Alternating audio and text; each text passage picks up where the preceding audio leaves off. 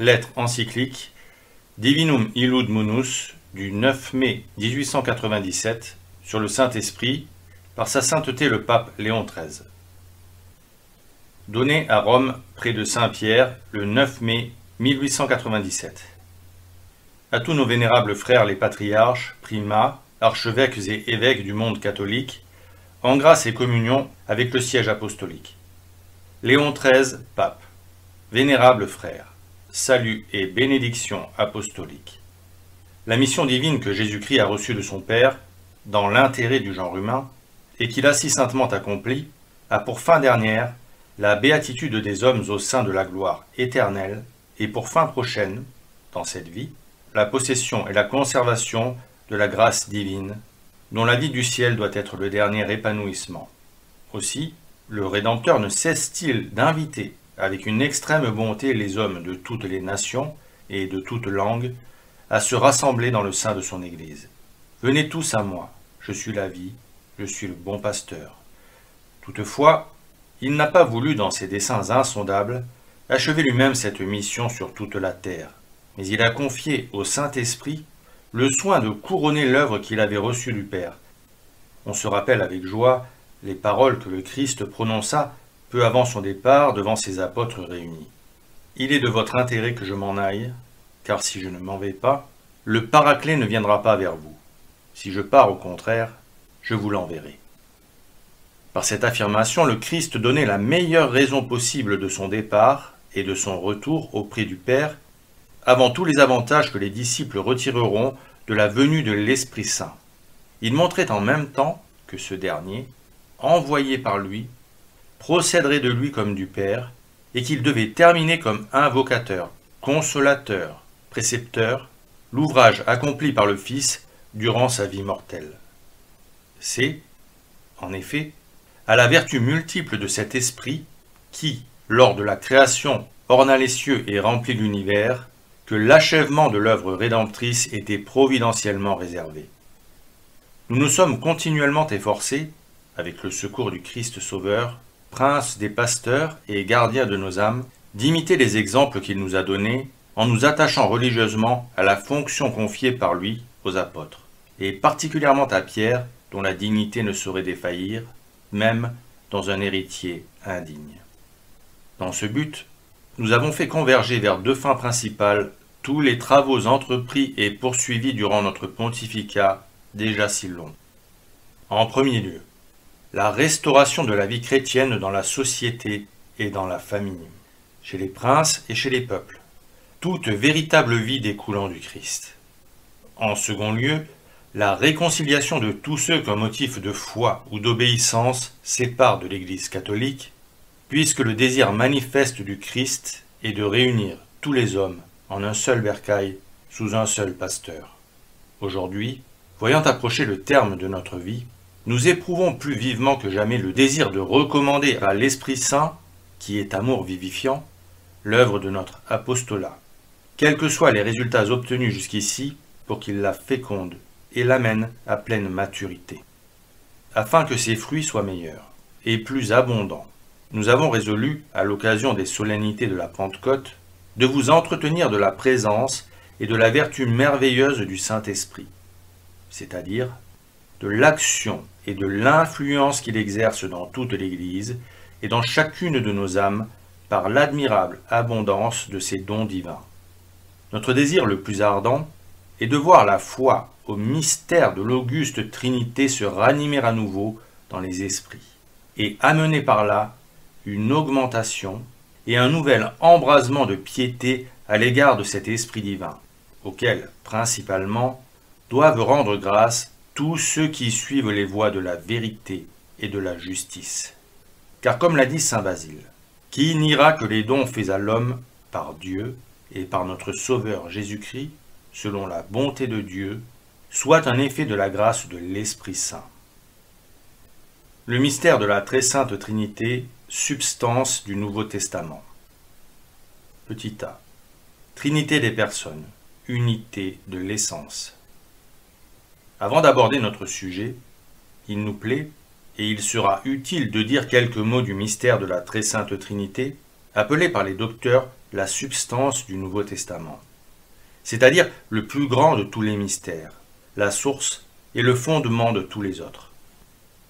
C'est pour le connaître et le contempler que les anges ont été créés dans le ciel et les hommes sur la terre. Ce mystère était voilé dans l'Ancien Testament, et c'est pour le manifester plus clairement que Dieu lui-même est descendu du séjour des anges vers les hommes. Jamais personne n'a vu Dieu, le Fils unique de Dieu, qui est dans le sein du Père, l'a révélé lui-même.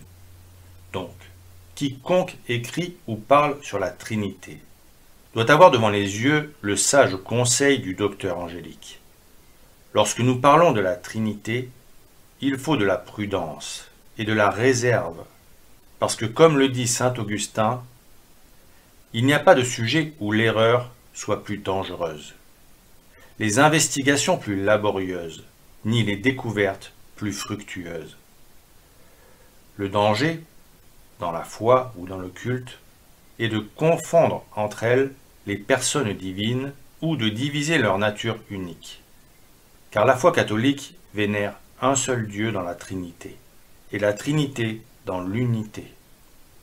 Aussi, Innocent XII, notre prédécesseur, refusa-t-il absolument, malgré les vives instances, d'autoriser une fête spéciale en l'honneur du Père, que si on fête en particulier les mystères du Verbe incarné, il n'existe aucune fête honorant uniquement la nature divine du Verbe, et les solennités de la Pentecôte elles-mêmes ont été établies dès les premiers temps, non en vue d'honorer exclusivement l'Esprit Saint pour lui-même, mais pour rappeler sa descente, c'est-à-dire sa mission extérieure.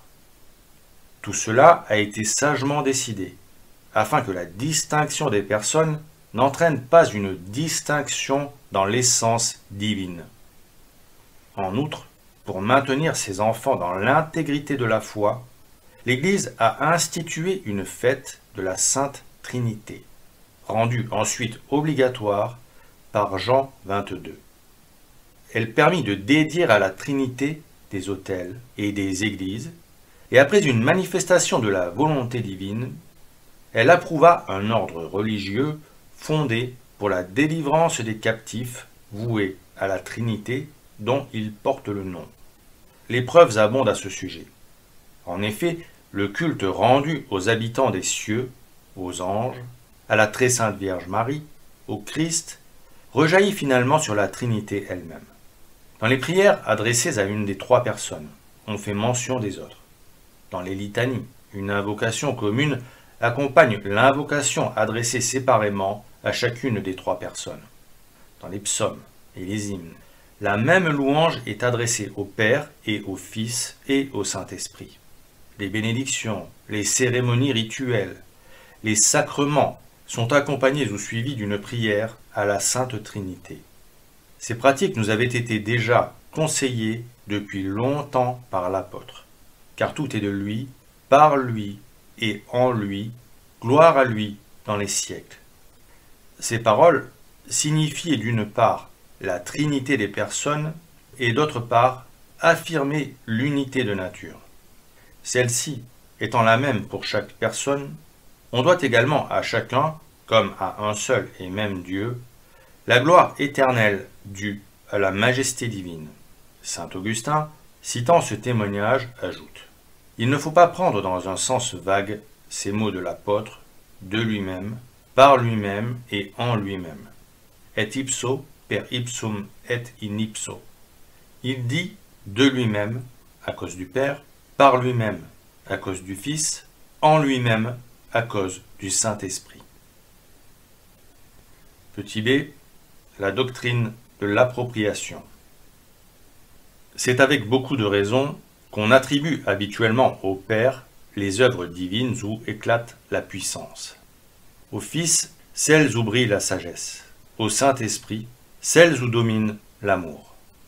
Non que toutes les perfections et toutes les œuvres extérieures ne soient communes aux personnes divines.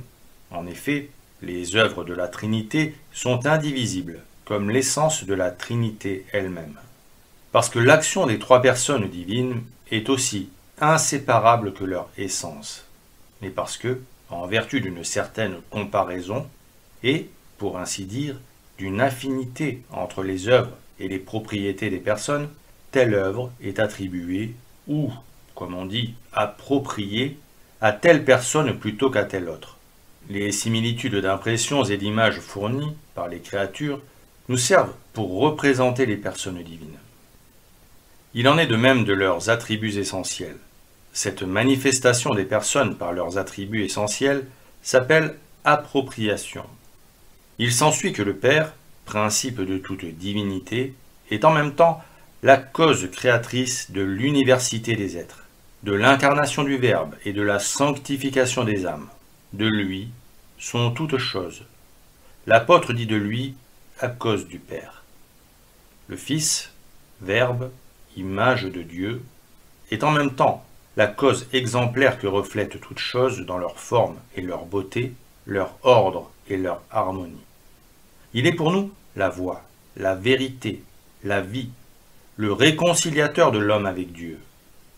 Par lui sont toutes choses. L'apôtre dit par lui à cause du Fils. Le Saint-Esprit est la cause finale de tous les êtres, parce que, de même que la volonté, et généralement pour toute chose, se repose en sa fin, ainsi l'Esprit Saint, qui est la bonté divine et l'amour naturel du Père et du Fils, complète et achève par une impulsion forte et douce les opérations secrètes qui ont pour résultat final le salut éternel de l'homme. En lui sont toutes choses. L'apôtre dit en lui à cause du Saint-Esprit. Gardant avec un soin jaloux le zèle religieux dû à la Trinité entière, et qu'il importe d'inculquer de plus en plus au peuple chrétien, abordons enfin l'exposé de la vertu de l'Esprit Saint. Le premier aspect sous lequel il nous faut considérer le Christ est celui de fondateur de la Sainte Église et de rédempteur du genre humain. Certes, parmi les œuvres extérieures de Dieu, la plus remarquable est le mystère du Verbe incarné, où la splendeur des perfections divines brille d'un tel éclat qu'il est impossible d'imaginer plus grande splendeur, ni rien de plus salutaire pour l'humanité. Cette œuvre si grande, bien qu'appartenant à la Trinité entière, est attribuée spécialement au Saint-Esprit. Aussi, les évangiles parlent-ils de la Vierge en ces termes. Elle fut trouvée ayant conçu du Saint-Esprit. Et ce qu'elle a conçu est du Saint-Esprit. C'est à bon droit qu'on attribue cette œuvre à celui qui est l'amour du Père et du Fils, puisque ce grand témoignage d'amour vient de l'affection infinie de Dieu pour les hommes, comme nous en avertit l'apôtre Saint Jean. Dieu a aimé le monde au point de lui donner son Fils unique. Ajoutez que la nature humaine a été élevée par là à l'union personnelle avec le Verbe. Cette dignité ne lui a été nullement accordée à cause de ses mérites, mais par un pur effet de la grâce, et, par suite, c'est un bienfait propre du Saint-Esprit. Il faut citer sur ce sujet la judicieuse remarque de saint Augustin. La manière dont le Christ a été conçu par l'opération du Saint-Esprit nous fait voir quelle est la bonté de Dieu. Par elle, en effet, la nature humaine, sans aucun mérite antérieur, fut unie, dès le premier instant de son existence, au Verbe de Dieu, dans une telle unité de personnes que le Fils de Dieu fut le même être que le Fils de l'homme, et le Fils de l'homme le même être que le Fils de Dieu. La vertu de l'Esprit Saint a opéré non seulement la conception du Christ, mais aussi la sanctification de son âme, appelée onction par les livres saints. Tous ces actes, en particulier son sacrifice, furent accomplis sous l'influence de l'Esprit Saint. C'est par l'Esprit Saint qu'il s'est offert lui-même à Dieu, victime immaculée. Pour qui pèsent ces choses? Quoi d'étonnant que les dons du Saint-Esprit aient afflué dans l'âme du Christ. En lui a résidé une telle abondance de grâce qu'il ne peut y en avoir de plus grande ni de plus efficace. En lui se trouvait tous les trésors de la sagesse et de la science, les grâces gratuites, les vertus, en un mot, tous les dons prédits par les oracles d'Isaïe, le prophète. Symbolisé par la colombe du Jourdain lorsque le Christ sanctifia ce fleuve par son baptême, en vue de créer un nouveau sacrement. Cette thèse s'appuie merveilleusement sur les paroles suivantes de saint Augustin. Il est absurde de dire que le Christ reçut l'Esprit Saint à l'âge de 30 ans. Mais il vint au baptême sans péché et partant avec l'Esprit Saint.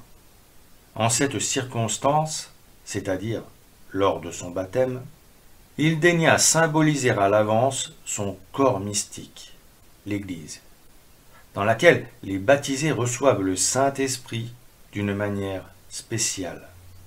Donc, l'apparition visible du Saint-Esprit au-dessus du Christ et son influence invisible dans l'âme du Sauveur représente sa double mission, l'une visible dans l'Église, l'autre invisible dans les âmes justes.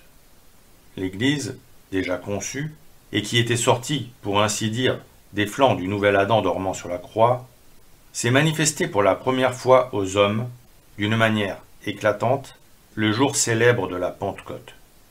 En ce jour, le Saint-Esprit commença à répandre ses bienfaits dans le corps mystique du Christ, par cette admirable effusion que le prophète Joël avait vue longtemps à l'avance, car le Paraclet siège au-dessus des apôtres, afin de placer sur leur tête, sous forme de langue de feu, de nouvelles couronnes spirituelles. Alors, écrit saint Jean Chrysostome, les apôtres descendirent de la montagne, portant en leurs mains non des tables de pierre comme Moïse, mais portant dans leur âme l'Esprit Saint, qui répandait comme un trésor et un fleuve de vérité et de grâce. Ainsi se réalisait la dernière promesse du Christ à ses apôtres, relative à l'envoi de l'Esprit Saint, qui devait compléter par ses inspirations et sceller, pour ainsi dire, son enseignement. J'ai encore beaucoup de choses à vous dire, mais vous ne pouvez les porter en ce moment. Lorsque l'Esprit de vérité sera venu, il vous enseignera toute vérité. Celui qui, procédant à la fois du Père, vérité éternelle, et du Fils, vérité substantielle, et lui-même esprit de vérité, et tire de l'un et de l'autre l'essence et en même temps toute vérité, donne à l'Église cette même vérité, veillant par une présence et un appui continu à ce qu'elle ne soit jamais exposée à l'erreur, et qu'elle puisse, de jour en jour, féconder plus abondamment les germes destinés à porter des fruits de salut pour les peuples. Et comme l'Église, moyen de salut pour les peuples, doit poursuivre sa tâche jusqu'à la fin des temps, l'Esprit Saint lui donne, pour la croître et la conserver, une vie et une force éternelle. Je prierai mon Père, et il vous donnera un autre Paraclet, l'Esprit de vérité, pour qu'il demeure toujours avec vous. C'est par lui que sont constitués les évêques, dont le ministère engendre non seulement des fils, mais encore des pères, c'est-à-dire les prêtres, pour gouverner l'Église et la nourrir de ce sang du Christ qui l'a racheté. L'Esprit Saint a établi les évêques pour gouverner l'Église de Dieu qu'il a acquise de son sang. Les uns et les autres évêques et prêtres, par une grâce à un signe du Saint-Esprit, ont le pouvoir d'effacer les péchés. Selon cette parole du Christ aux apôtres, recevez le Saint-Esprit. Les péchés seront remis à ceux à qui vous les remettrez, et retenus à ceux à qui vous les retiendrez. Aucune preuve ne démontre plus clairement la divinité de l'Église que la gloire dont le Saint-Esprit l'a revêtue. Qu'il nous suffise d'affirmer que, si le Christ est la tête de l'Église, l'Esprit Saint en est l'âme. L'Esprit Saint est dans l'Église, corps mystique du Christ, ce que l'âme est dans notre corps. Cela étant, on ne saurait attendre une plus grande et plus féconde manifestation de l'Esprit divin. Celle qui a lieu maintenant dans l'Église est parfaite, et elle durera jusqu'à ce que l'Église, après avoir achevé la période de lutte, jouisse dans le ciel de la joie du triomphe. Comment et dans quelle mesure le Saint-Esprit agit dans les âmes, cela n'est pas moins admirable, bien que plus difficile à comprendre, par cela même que nos yeux ne le peuvent saisir. Cette effusion de l'Esprit divin est si abondante que le Christ lui-même, dont elle découle, l'a comparée à un fleuve très abondant, comme on le voit dans Saint Jean. Celui qui croit en moi, dit l'Écriture, verra des fleuves d'eau vive couler de son sein. L'évangéliste explique ce témoignage. Il dit cela de l'Esprit Saint que devaient recevoir tous ceux qui croiraient en lui. Il est hors de doute que l'Esprit Saint a habité par la grâce dans les justes qui précédèrent le Christ, comme cela est écrit des prophètes, de Zacharie, de Jean-Baptiste, de Siméon et d'Anne. L'Esprit Saint, en effet, est venu le jour de la Pentecôte, non pour commencer à habiter l'âme des saints, mais pour la pénétrer davantage. Non pour commencer à leur accorder ses dons, mais pour les en combler. Non pour faire une œuvre nouvelle, mais pour augmenter la générosité de ses largesses. Cependant, si ces hommes étaient comptés parmi les fils de Dieu, ils n'en demeuraient pas moins semblables, par leur condition, à des esclaves. Car le fils ne diffère en rien de l'esclave tant qu'il est dans la main des tuteurs et des maîtres. Outre qu'il n'y avait pas en eux la justice, si ce n'est celle qui provenait des mérites du Christ à venir, la communication de l'Esprit Saint après la venue du Christ fut incomparablement plus abondante et surpassa les précédentes, un peu comme la somme convenue l'emporte en valeur sur les arts, comme la réalité l'emporte sur la figure. Saint Jean a donc pu dire « L'Esprit Saint n'avait pas encore été donné parce que Jésus n'avait pas été glorifié. » Aussitôt que le Christ, montant au ciel, eut pris possession de la gloire de son royaume qu'il avait si laborieusement acquise, il répandit généreusement les richesses de l'Esprit Saint et fit part de ses dons aux hommes. Ce don, cet envoi du Saint-Esprit, après la glorification du Christ, était tel qu'il n'y en avait jamais eu auparavant. Non qu'auparavant il n'eût jamais été envoyé, mais il n'avait jamais été envoyé de cette façon. En effet, la nature humaine est nécessairement servante de Dieu. La créature est servante, et nous sommes les serviteurs de Dieu par nature. En outre, à cause de la faute commune, notre nature est tombée dans un tel abîme de vice et de honte que nous étions devenus les ennemis de Dieu. Nous étions par nature fils de colère. Nulle puissance n'était capable de nous arracher à cette ruine et de nous sauver de la perte éternelle. Cette tâche, Dieu, créateur de l'homme, l'a accomplie dans sa souveraine miséricorde par son Fils unique, grâce auquel nous avons été rétablis avec une plus grande abondance de dons dans la dignité et la noblesse que nous avions perdues. Dire quelle a été cette œuvre accomplie par la grâce divine dans l'âme humaine est chose impossible.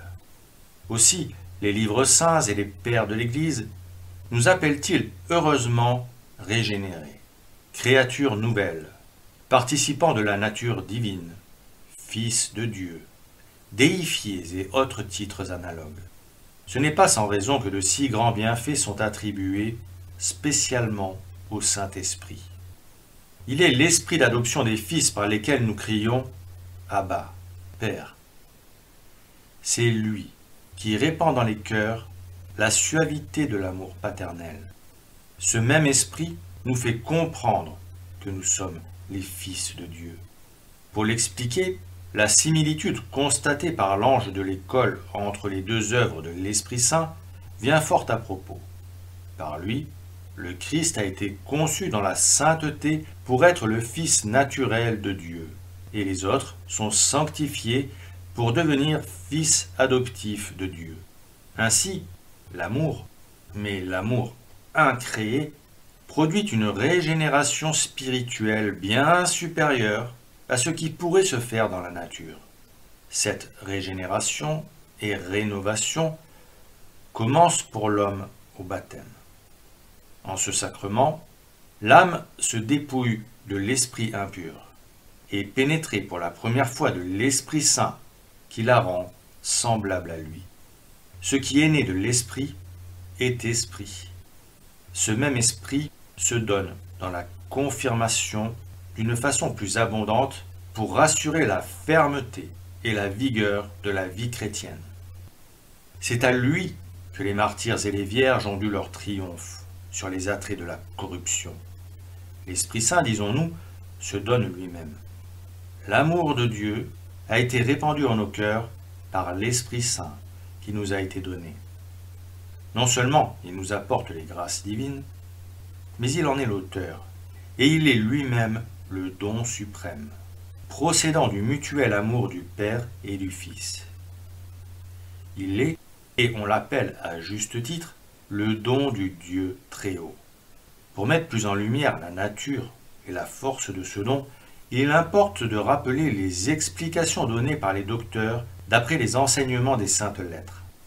Dieu est présent en toutes choses par sa puissance, en tant que tout lui est soumis, par sa présence, en tant que tout est à découvert devant ses yeux, par son essence, en tant qu'il est pour tous les êtres la cause de leur existence.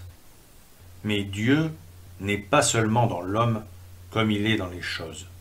Il est de plus connu et aimé de lui, puisque notre nature nous fait elle-même aimer, désirer et poursuivre le bien.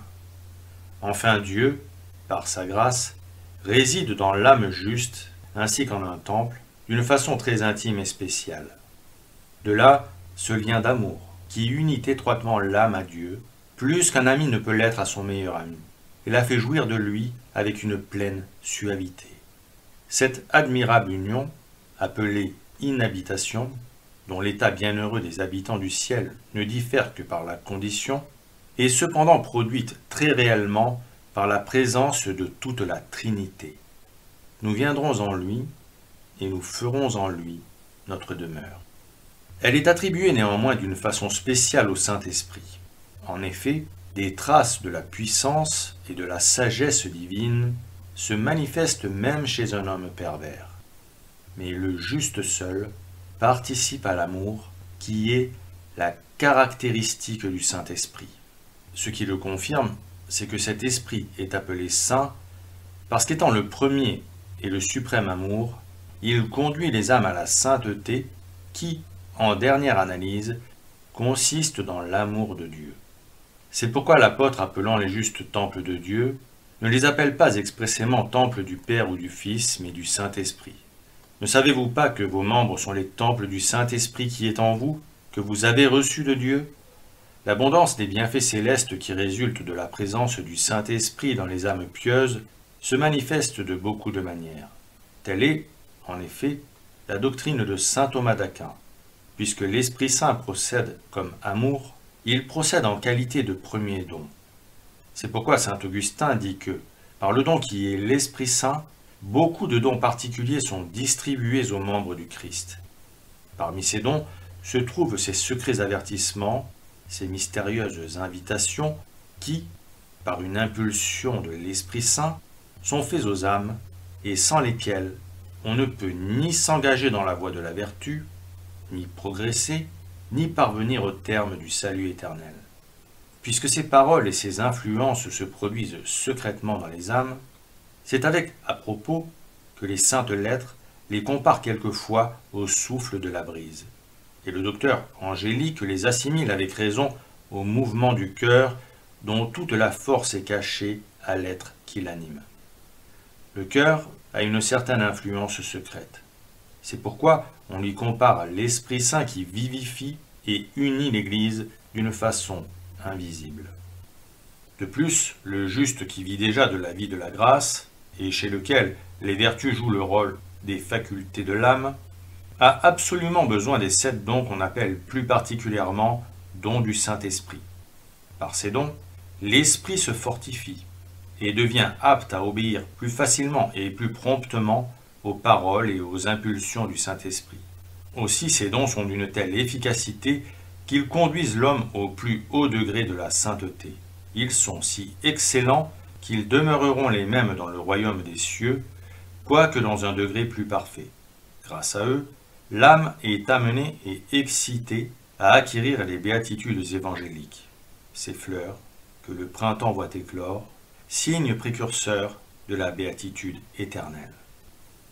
Enfin, quelle suavité dans ces fruits énumérés par l'apôtre, apportés par l'Esprit Saint aux âmes justes, même en cette vie périssable, plein de douceur et d'allégresse, tel qu'il convient à l'Esprit de les produire, lui qui est, dans la Trinité, la suavité du Père et du Fils, et qui répand sur toutes les créatures ses généreuses et fécondes largesses.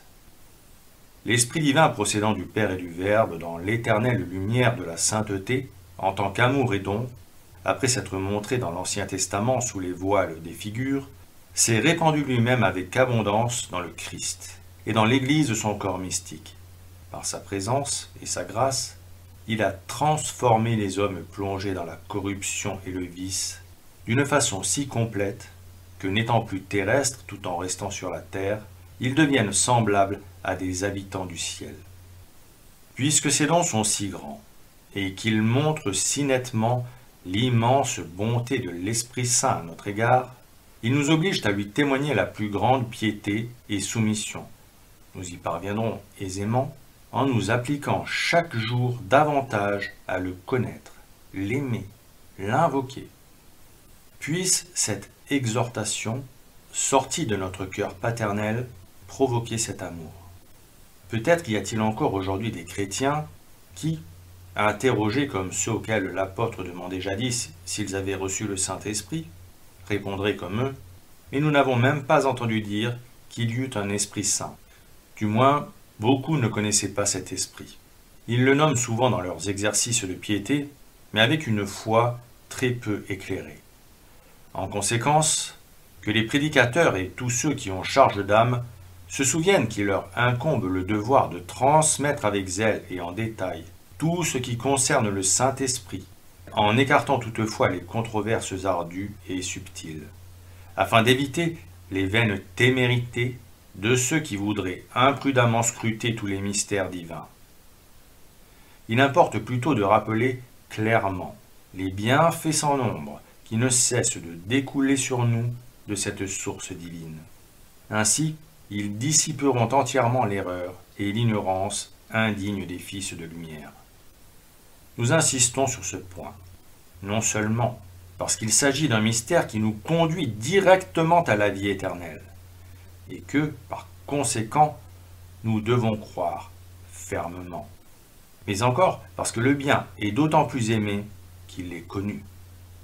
On doit aimer l'Esprit Saint, et c'est le second sujet que nous avions annoncé, parce qu'il est Dieu. Tu aimeras le Seigneur ton Dieu de tout ton cœur, de toute ton âme et de toutes tes forces. On doit aussi l'aimer parce qu'il est l'amour premier, substantiel, éternel, et rien n'est plus aimable que l'amour. On doit l'aimer d'autant plus qu'il nous a comblés de plus grands bienfaits qui témoignent de sa munificence et appellent notre gratitude. Cet amour a une double utilité fort appréciable. Il nous excitera à acquérir chaque jour une connaissance plus complète de l'Esprit Saint.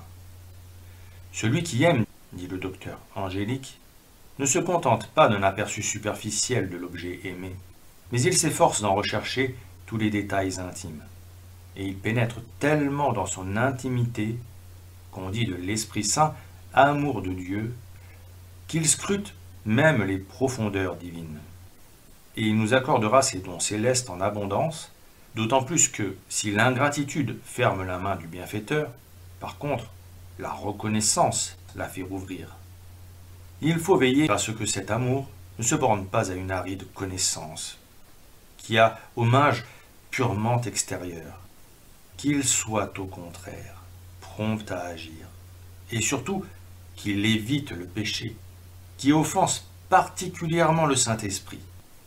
En effet, tout ce que nous sommes, nous le sommes par la bonté divine, qui est attribuée spécialement au Saint-Esprit. Il offense donc son bienfaiteur, celui qui pêche, et qui, abusant de ses dons et de sa bonté, devient chaque jour plus audacieux. Comme il est esprit de vérité, si quelqu'un tombe par faiblesse ou ignorance, il aura peut-être une excuse aux yeux de Dieu.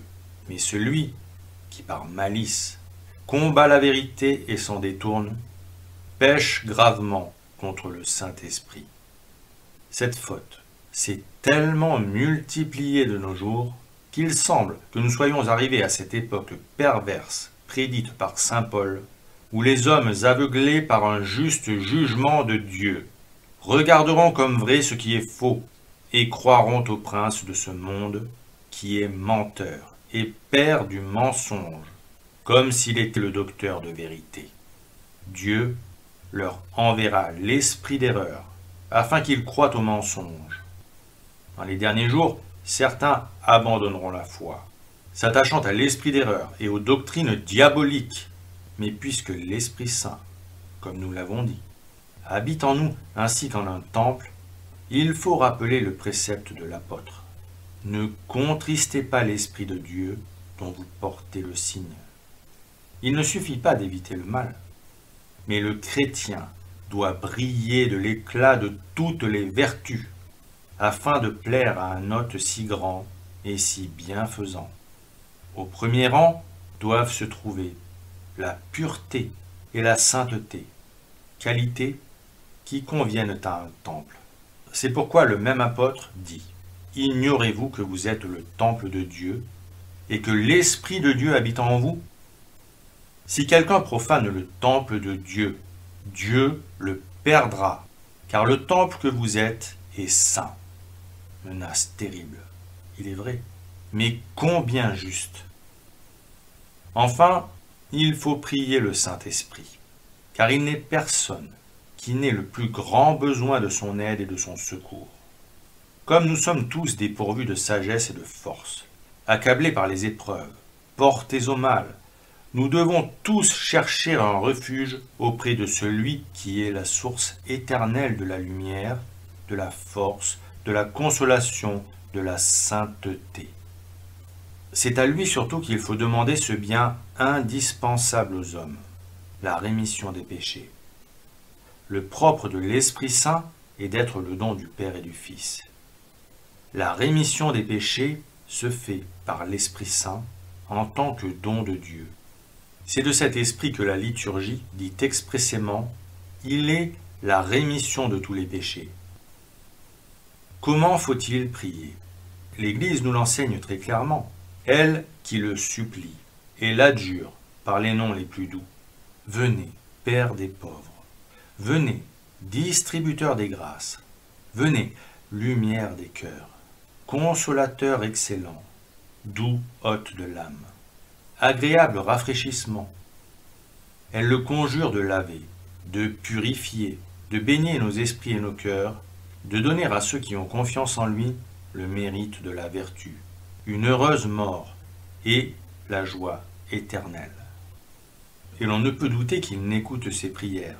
Celui qui a écrit de lui-même, « L'Esprit lui-même supplie pour nous avec des gémissements inénarrables. » Enfin, il faut lui demander assidûment et avec confiance de nous éclairer de plus en plus, de nous brûler des feux de son amour, afin qu'appuyés sur la foi et la charité, nous marchions avec ardeur vers les récompenses éternelles, car il est le gage de notre héritage.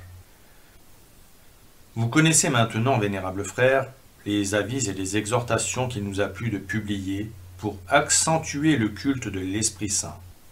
Ces conseils, nous n'en doutons pas, porteront avec le secours de votre zèle des fruits excellents parmi le peuple chrétien.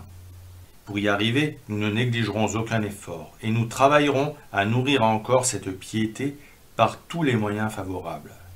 Il y a 2 ans, dans notre lettre Pro Vida Matris, nous recommandions pour la Pentecôte des prières destinées à hâter l'unité du peuple chrétien. Aujourd'hui, il nous plaît de prendre à ce sujet des décisions plus étendues. Nous décrétons donc et nous ordonnons que dans tout le monde catholique, cette année et les suivantes, une neuvaine soit faite avant la Pentecôte, dans toutes les églises paroissiales, et si l'ordinaire le juge bon, dans toutes les églises. À tous ceux qui auront pris part à cette neuvaine et prié à nos intentions, nous accordons une indulgence de 7 ans et 7 quarantaines pour chaque jour. Nous accordons une indulgence plénière pour l'un de ces jours, soit le jour même de la Pentecôte, soit un jour de l'octave, à tous ceux qui, s'étant confessés, auront communié et prié à nos intentions.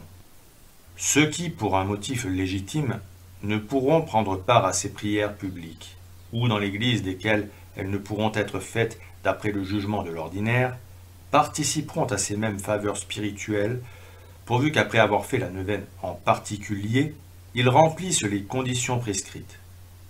Nous accordons en outre, à perpétuité du trésor de l'Église, à ceux qui réciteront chaque jour en public ou en particulier des prières au Saint-Esprit depuis l'octave de la Pentecôte jusqu'à la fête de la Sainte Trinité, tout en remplissant les conditions indiquées plus haut, la faculté de gagner les 2 indulgences. Enfin, nous permettons d'appliquer toutes ces indulgences aux âmes du purgatoire. Notre esprit et notre attention se reportent maintenant aux vœux que nous émettions au début. Nous demandons et demanderons encore leur réalisation à l'Esprit Saint par d'ardentes prières. Unissez-vous à nous, vénérables frères, et que toutes les nations catholiques joignent leurs voix à la nôtre et s'adressent à la puissante et bienheureuse Vierge Marie.